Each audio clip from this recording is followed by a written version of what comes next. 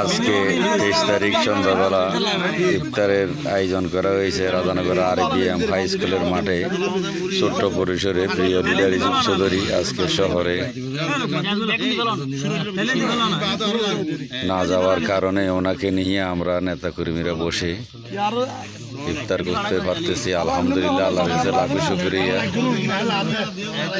এই রমজানের প্রথম ওনার সাথে আমরা ইফতার মাহফিলে একত্রিত হতে পেরেছি।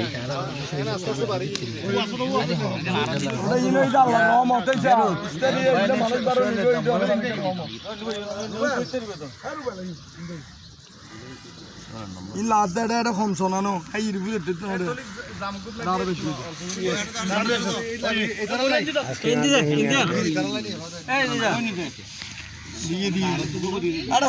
মুড়ি দিয়ে সহ্য তাহলে গন্ধ হয়ে যাবে দিয়ে একবার